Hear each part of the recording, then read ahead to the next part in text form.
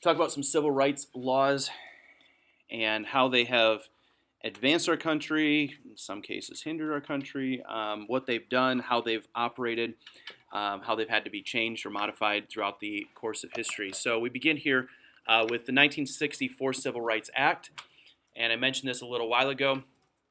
What did this do for states or cities that did not follow it? What did they lose? Government funding. So they lost their money, and there were three things that the Civil Rights Act was trying to accomplish. Number one, you could not discriminate any sort of public accommodation. So if this is a hotel or a restaurant, it has to be free from discrimination. Everybody must be together. You cannot discriminate based on race or color or ethnicity. Any sort of physical disability would be included in there as well. And if you were not going to do that, it was going to affect your funding. This was really only going to apply to federally funded programs because of the threat to take away their money. So we're talking about government agencies here. Schools would obviously be involved in that if they're a federally funded school. And eventually this is going to be applied out to further areas. This also affected employment. So you were not allowed to discriminate your employees based off of religion, race, color, ethnicity, any of those type of things. If you as an employer were choosing to hire somebody because of their skin color, that was no longer allowed under the Civil Rights Act of 1964. There was one key weakness that the 1964 Civil Rights Bill did not accomplish that we had to come back 4 years later, we had to fix, and that was over housing.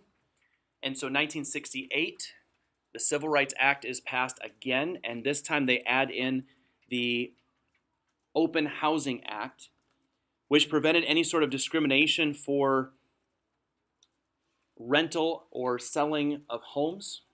So this required you to provide equal housing opportunities.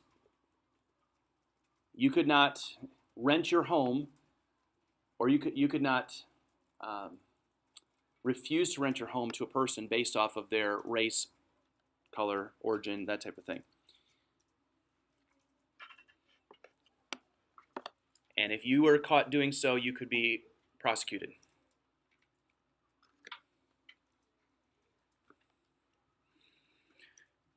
So then we need to discuss this topic of affirmative action. So we realized here in the late 1960s and early 1970s that we had done a great disservice to certain people in our country. And so we began to try to fix the problems of past discrimination. And so affirmative action requires people to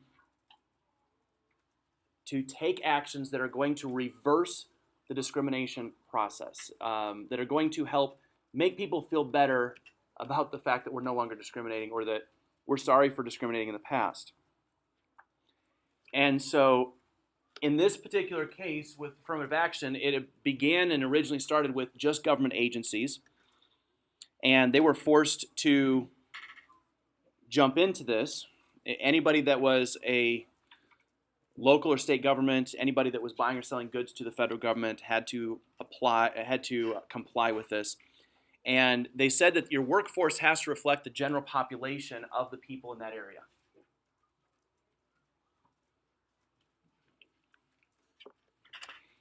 And this started causing some problems. So let's just say, for the sake of illustration here, that we're dealing with a Fortune 500 company that is located and based in the heart of Chicago, Illinois in 1980. Well, the inner city of Chicago is primarily populated by low-income and low-educated African Americans in the 1980s. I'm not trying to be discriminatory here, that's just fact of life and the way things were. So if under this policy, they would have to begin hiring in more African Americans into this Fortune 500 company to reflect the people in that location. Are they going to reach out to the people in that community that are living there and hire them into this Fortune 500 company with no education, no experience? No, probably not. Instead, where are they going to hire from? They're going to hire from outside that community and bring people in that are going to have high education. They're going to fit their qualifications. So it really didn't accomplish what they were hoping for it to accomplish. Yes, it did make more equality in the racial profile of their workplace, but it didn't necessarily make the community any better. But it was supposed to reflect the general population there. They were not allowed to have any sort of inequality for pay, promotion, or benefits. Everybody was supposed to be looked at as equal, ready for promotion, ready for the same amount of pay, benefits, all those things. And so what that meant is that, let's say you've got a company that has 4 vice presidents. Under affirmative action, you had to have 2 white vice presidents and 2 black vice presidents. And if they were really going to push it, they would have to say 2 women. So one white male vice president, 1 white female vice president, and one on the African American side too. And this just became very complicated because, as we talked about with the whole senator issue a little while ago, you were putting people into positions that were not necessarily qualified. Their main qualification was their skin color. So in a way, we were discriminating in that regard because we were having to consider skin color as a means for hiring or promoting people within the company. And so we call that idea reverse discrimination.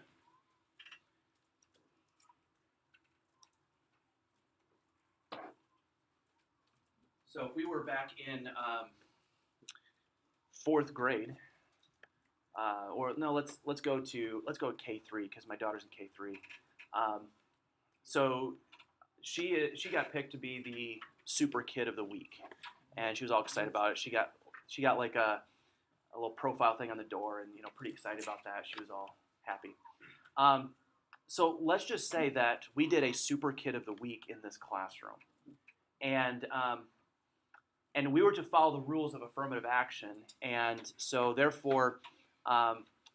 Let's say that last week I had picked a girl to be my student of the week, my star of the week, whatever our award is there. So this week I would have to pick a guy. But none of the guys showed up for class, and none of you did your homework, and you guys wrote all kinds of mean things on Facebook about me. But because of affirmative action, I have to pick one of you as my star student of the week. But yet all the girls showed up, they did their work, they have been here, they've been asking good questions, they've been participating. So is that fair to the girls that I pick one of the dirty, rotten guys that have been treating me terribly all week as my star student? No, I'm discriminating against the girls just because I have to pick a guy, even though none of the guys deserved it this week. I realize that's an extreme example, but that's kind of what affirmative action started to do and create this reverse discrimination. And a lot of courts have been backing away from enforcing affirmative action to that extreme. And so it's not as big of a deal today, and part of that is our culture is now becoming more, or I guess I should say less discriminatory when it comes to gender. Now, even with hiring and firing people, I think that is still an issue, but hopefully it's getting better. In our society at large, I'm sure it's really getting a whole lot better. That's where, as we talked about at the beginning of class, we need to continue to pray, and we need to be shining lights in the dark world. So let's finish up here and talk just a little bit about citizenship.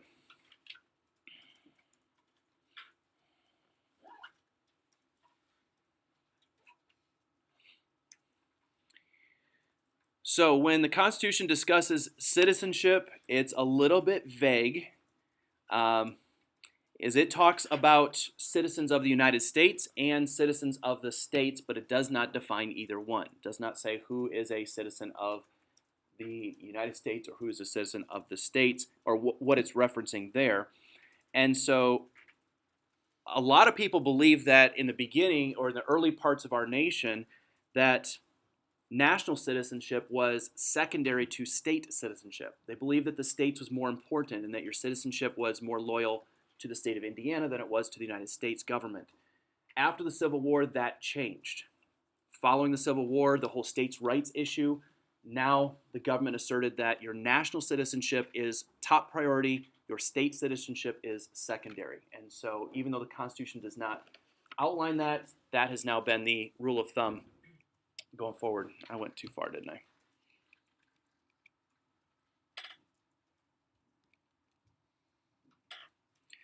So the 14th Amendment does define citizenship. We've already talked about this to some degree.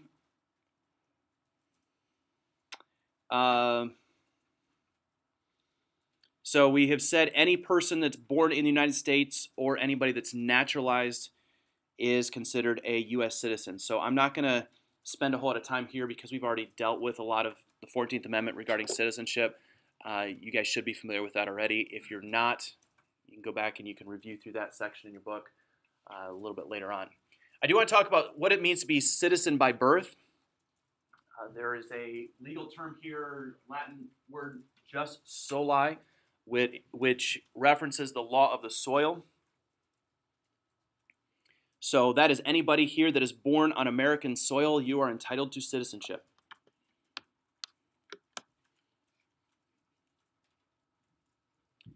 That's going to include any of the 50 states, territories. If you are born in an American embassy somewhere in Turkmenistan, I don't know if we have one in Turkmenistan, but if we do, and you're born there, even American vessels. So if somehow you are born on an American ship out in the middle of the ocean, that'd be a cool story to tell, wouldn't it? Well, unless you're the one giving birth, you may not enjoy that.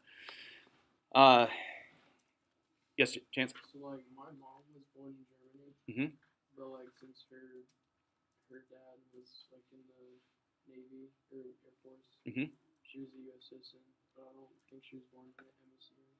Okay, so if she was born on an American Air Force base, that would also be considered collectively in here as well. So people born on military bases would qualify. Yep. She may also be by blood too, which we'll talk about that here now. Jus sanguinis is a law of the blood. So this is anybody that is born to American parents. You would also have access to American citizenship as long as one of those parents lived in an American territory at some point.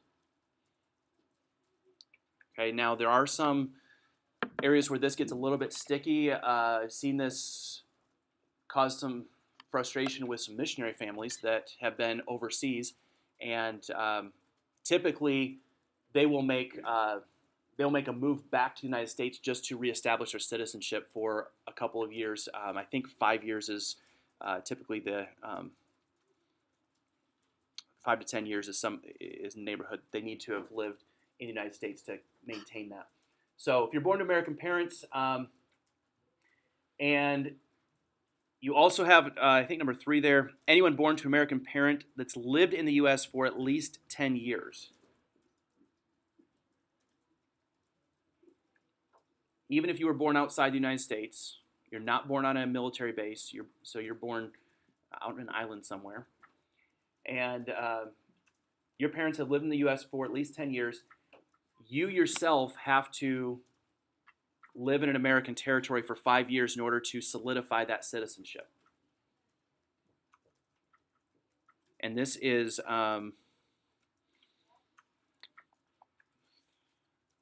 after the age of 14. All right, so between the age of 14 and 28, you got that window, 14 and 28, to live in the United States. So they're usually thinking like college years would be the best time to do that. And then you can solidify your own personal citizenship that way.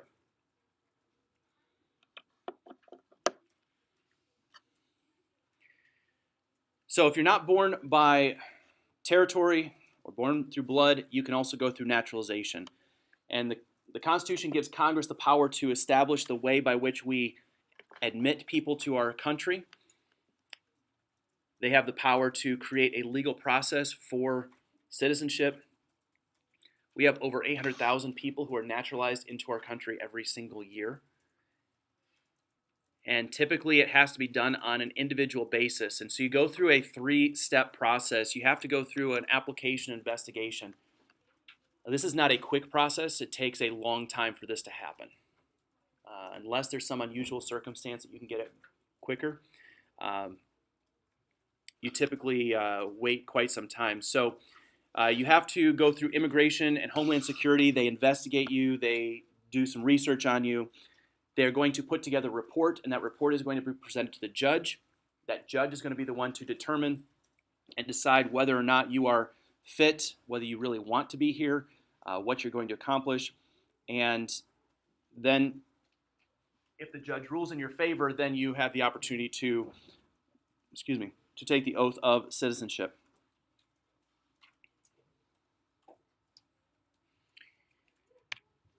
If your parents become naturalized and you're under the age of 16, then you automatically get naturalization through your parents. If you're over the age of 16, you've got to do it on your own.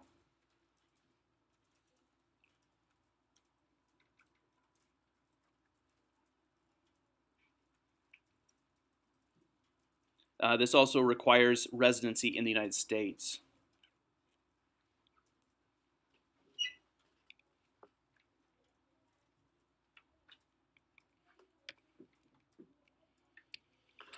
On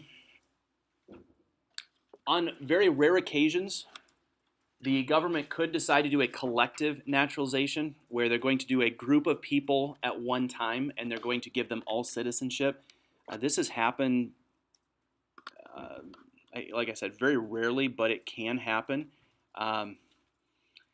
This happened when we took over Hawaii. We just offered everybody on the island, everybody citizenship in the United States. Eventually, in the 1920s, we did this with the Native Americans. We just gave them all American citizenship. Prior to that, we didn't consider them citizens. So we can do it through an act of Congress. Constitutional amendment could do that as well. When we gave citizenship to former slaves, we did that with the 14th Amendment. Treaty could also do that. So when we made the treaty to obtain Florida and Alaska as states, those citizens automatically became citizens of the United States. And Congress can put together a joint resolution. And this is how we got citizens from Texas. They put together a joint resolution to annex Texas and automatically give them citizenship. Can we lose our citizenship? Yeah, you can. How? Can the government take it away? No. Government cannot take away your citizenship. They can punish you for violating certain rules, but you can renounce your citizenship. Anybody know who this guy is? Yeah, you should. He was both an assassin and assassinated. He has 3 names. Lee Harvey Oswald, yeah. Lee Harvey Oswald was responsible for the assassination of which president? Kennedy. Yeah. Before he went through that action, he went to Russia thinking that Russia was going to be a great place for him to live. And he walked into the American embassy and he handed over his passport and he renounced his citizenship and said, I no longer want to be a part of the United States. I want to be a Russian citizen. And the ambassador there said, why don't you think about this? Because once you renounce your citizenship, it's really difficult to get it back. And he said, I've already thought about it. It's done. And he walked away and walked out of the office. He came to regret that about, I think it was 9 or 11 months later when he walked back into that embassy and wanted citizenship back because Russia was not all it's cracked up to be. So you can renounce your citizenship, but the government cannot deprive you from your citizenship as a punishment. However, the one exception that they could take away citizenship is if you obtained it in a fraudulent manner. You lied about your circumstance, or you produced documents that were not accurate, those type of things could cause your citizenship to be revoked. That's about the only case.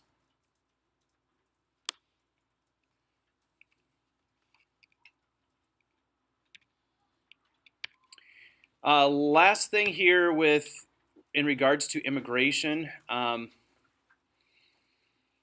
So Congress has the power, and they're the ones that have to decide how we're going to handle immigration, even though Donald Trump talks about building a wall and he is going to put in a plan for immigration.